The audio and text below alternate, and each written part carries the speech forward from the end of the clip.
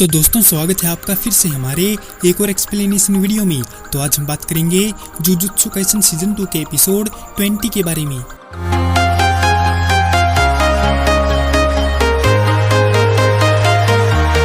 जब नोबारा का खून यूजी के चेहरे से टकराता है तो उसे वो टाइम याद आता है जब वो तीनों यूजी, मेगुमी और नोबारा टेबल पर बैठकर कॉफी एंजॉय कर रहे थे। तभी नोबारा अपनी कॉफी गोजो की शर्ट पर गिरा देती है। नोबारा ने अपने सेंसेई की फ्रेश ड्राई क्लीन शर्ट को उनके पास छोड़कर जाने के लिए इजिची पर सारा इल्जाम थोपने का प्लान बनाया, लेकिन मेगुमी और यूजी इससे एग्री नहीं थे। वो तीनों मिलकर उस जिद्दी दाग को मिटाने की कोशिश करते हैं। उनकी कोशिशों के बावजूद शर्ट का ज्यादातर हिस्सा मैला रह गया। नोबारा का सजेशन है कि वो इस शर्ट के बदले में एक और शर्ट खरीद लेंगे। वो इसे सस्ती सी शर्ट समझकर उसकी प्राइस सर्च करते हैं, लेकिन लेबल देखने के बाद उन्होंने पाया कि इसकी कीमत 250 लाख येन है, जिससे यूजी और नोबारा को झटका लगता है। नोबारा ने फिर उन दोनों से 80 हजार येन देने को कहा, जबकि वो खुद 90 हजार येन देगी। तभी गोजो अपनी शर्ट लेने के लिए आता है, लेकिन उसे मेगुमी की जैकेट में कुछ गड़बड़ दिखी। ये देखकर नोबारा और यूजी अपनी हंसी रोकने की कोशिश करते हैं, लेकिन वे ऐसा नहीं कर पाते और गोजो को बताया कि उन्होंने उसकी शर्ट मेगुमी की ड्रेस के अंदर डाल दी थी। प्रेजेंट में नोबारा यूजी के सामने जमीन पर पड़ी है। उसकी लेफ्ट आइज गायब है और उसका आधा चेहरा खून से सना हुआ है। चोसो से अपनी हार, सुकुना की तबाही और नानामी की मौत को याद करते हुए यूजी को बहुत दुख पहुंचता है, क्योंकि उसकी आत्मा अंदर से टूट जाती है। वह मुश्किल से नोबारा का नाम ले पाता है। महितो यूजी को दुखी देखकर खुश होता है और अपने आप को बहुत बड़ी तोप समझते हुए तेजी से यूजी की तरफ भागता है और एक तगड़ा ब्लैक फ्लैश पंच यूजी को मारता है। बिना डटे महितो लगातार यूजी को पीटता रहता है और उसके कमजोर इरादों को बाहर लाता है कि ये कोई उसके स्कूल की लड़ाई नहीं है जिनसे वो सीख सकता है। महितो बोला कि वो और यूजी अलग नहीं है, क्योंकि वह बिना सोचे समझे लोगों को मारता है, ठीक वैसे ही जैसे यूजी बिना कुछ सोचे समझे लोगों को मरने से बचाता है।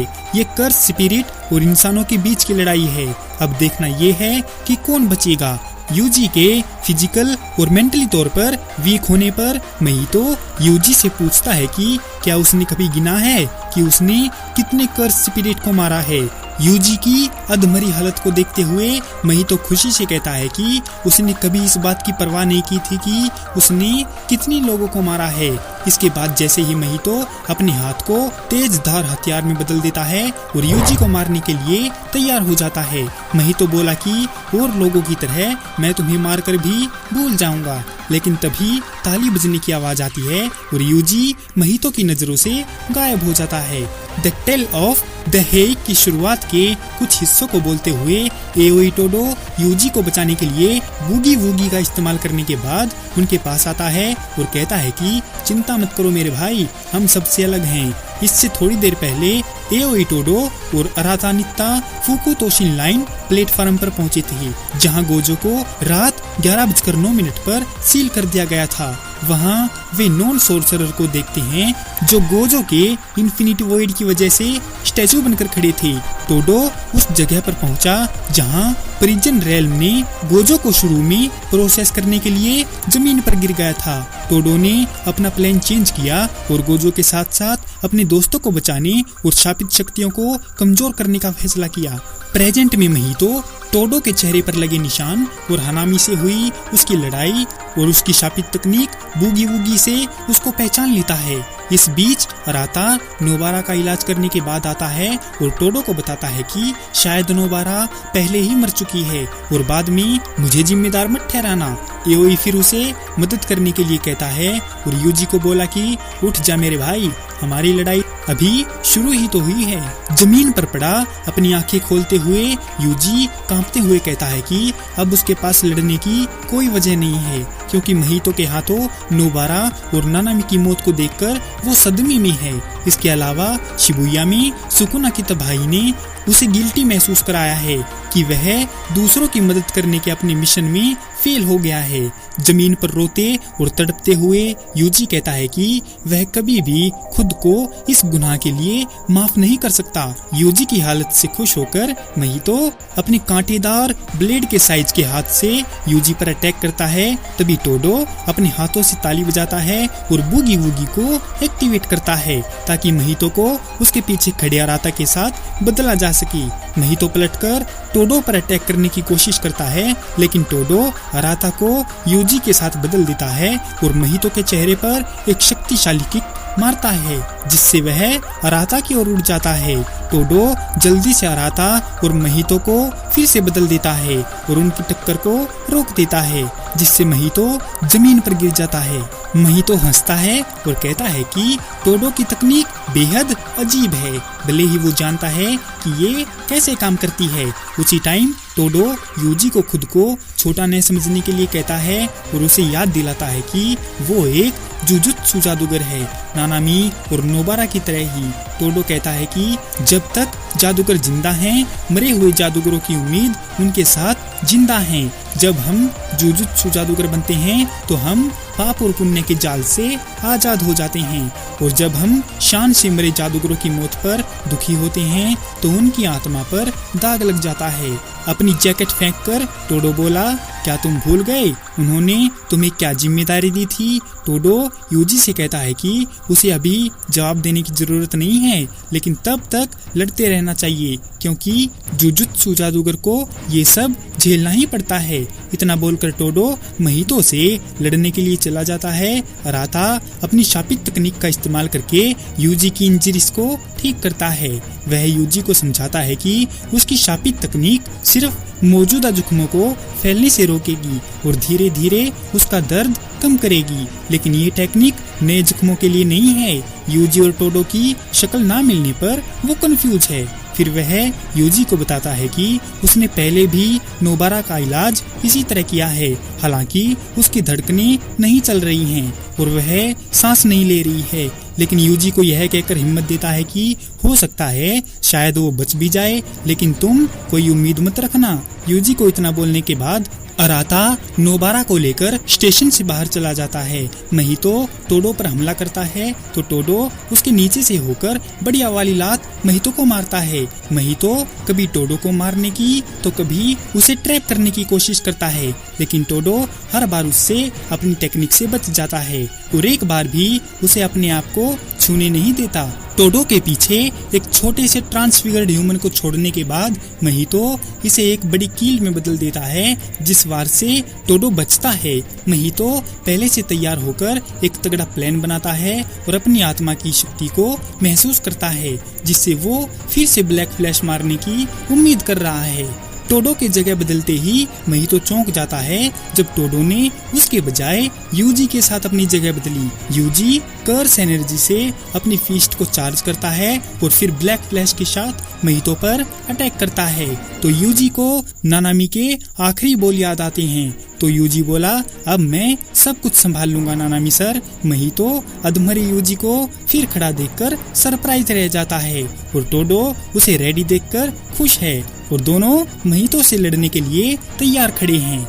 इस बीच शिबुया जाने वाली ट्रेन में मेकामारू का एक डिवाइस कासुमी को बताता है कि अब शिबुया लड़ाई जल्दी खत्म हो जाएगी ताकि मेकामारू उसे वहां से जाने से रोक सके। कासुमी उससे पूछती है कि उसने केवल टोडो और अराता को ही शिबुया क्यों जाने दिया, जिस पर कोकिची जवाब देता है कि उन दोनों के वहां पर जिंदा बचने के चांस बहुत ज्यादा हैं। निराश कासुमी पूछती है कि क्या कोकिची ने ऐसा इसीलिए किया क्योंकि वो कमजोर और बेकार थी, जिससे वह इनकार करता है। कोकिची बताता है कि उसने जानबूझकर उनको बचाने के लिए ही ऐसी सिचुएशन पैदा की ताकि क्योटो जुजुत्सु हाई के बाकी सभी लोगों को 31 अक्टूबर को क्योटो के साउथ में एक मिशन पर चले जाएं। जब कासुमी उससे पूछती है कि क्या वह उसकी कमजोरी के कारण उस पर भरोसा नहीं करता, तो कोकिची एग्जाम्पल देता है कि कमजोर तो वो खुद था जो गलत रास्ते पर चला गया और मंजिल तक भी